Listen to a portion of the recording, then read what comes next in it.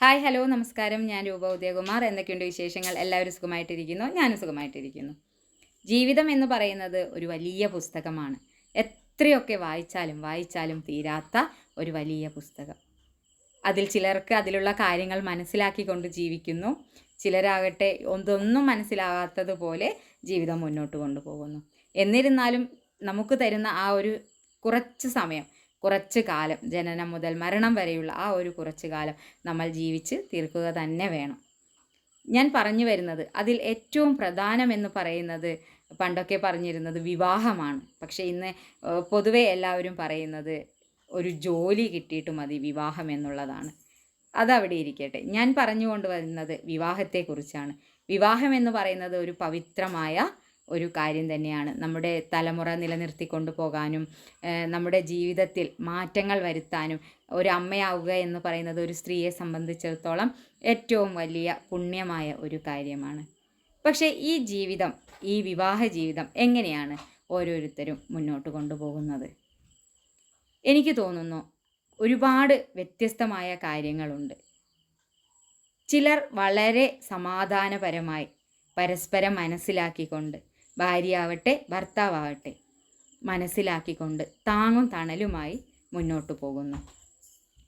എന്നാൽ രണ്ടാമത്തെ വിഭാഗം എടുത്തു നോക്കിക്കഴിഞ്ഞാൽ അവർക്ക് പരസ്പരം എല്ലാം മനസ്സിലായിട്ടും ഇതൊന്നും മനസ്സിലാകാത്തതുപോലെ അവർ പരസ്പരം അഭിനയിച്ചുകൊണ്ടാണ് ജീവിതം മുന്നോട്ട് കൊണ്ടുപോകുന്നത്.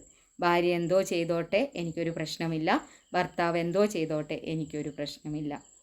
എന്നാൽ പരസ്പരം കാണുമ്പോൾ നമുക്ക് ഓസ്കാറിനെ വെല്ലുന്ന രീതിയിലുള്ള ഈ അഭിനയം കാഴ്ചവെച്ചുകൊണ്ട് മുന്നോട്ട് പോകാം എന്ന് കരുതി അഭിനയിച്ച് ജീവിക്കുന്നവർ.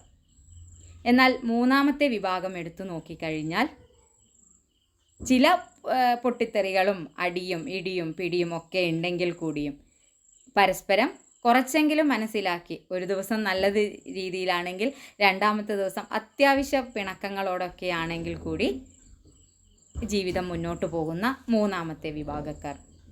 എന്നാൽ നാലാമതായിട്ട് ഇവർക്ക് ഒരു കാരണവശാലും ഒരു രീതിയിലും ഇവർക്ക് അഡ്ജസ്റ്റ് ചെയ്യാനേ കഴിയില്ല.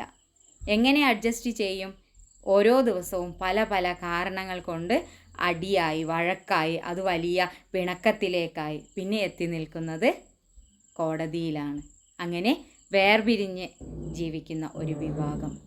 ആദ്യത്തെ വിഭാഗം അഡ്ജസ്റ്റ് ചെയ്യുന്നു. രണ്ടാമത്തെ വിഭാഗക്കാർ എത്രയൊക്കെ അഡ്ജസ്റ്റ് ചെയ്യാൻ കഴിഞ്ഞാലും അഭിനയിച്ച് ജീവിക്കുന്നു. മൂന്നാമത്തെ വിഭാഗം ഇതൊക്കെ കാരണങ്ങളുണ്ടെങ്കിൽ കൂടിയും അവർ പരസ്പരം ഇണങ്ങിയും പിണങ്ങിയും എങ്ങനെയൊക്കെയോ ജീവിതം മുന്നോട്ട് കൊണ്ടുപോകുന്നു. പരസ്പരം യാതൊരു രീതിയിലുള്ള കമ്മിറ്റ്മെൻറ്റോ കാര്യങ്ങളോ ഒന്നും തന്നെ ഉണ്ടാവില്ല. നാലാമത്തെ വിഭാഗം എന്ന് പറയുന്നത് അവസാനം എനിക്ക് നിങ്ങളോട് ജീവിക്കാൻ കഴിയില്ല എന്ന് പറഞ്ഞ് വേർപിരിയാൻ വേണ്ടി തയ്യാറെടുക്കുന്നു. ഇതൊക്കെ തന്നെയാണ് വിവാഹം എന്ന് പറയുന്നത്. അതിൽ ആദ്യത്തെ ഞാൻ പറഞ്ഞത് അവർ അഡ്ജസ്റ്റ് ചെയ്ത് പരസ്പരം നമ്മുടെ കുട്ടികൾക്ക് അവരുടെ ഭാവിക്ക് വേണ്ടി പരസ്പരം മനസ്സിലാക്കി ജീവിക്കുന്നവരായിരിക്കും ഭൂരിഭാഗം ആളുകളും. അഭിനയിക്കുന്നവർക്ക് പിന്നെ ഒരു ജീവിതമുണ്ടെന്ന് ഞാൻ വിശ്വസിക്കുന്നില്ല. അവർ പരസ്പരം മോളെ, മുത്തേ, പൊന്നെ എന്നൊക്കെ വിളിച്ച് ജീവിതം മുന്നോട്ട് കൊണ്ടുപോകുന്നവരായിരിക്കും.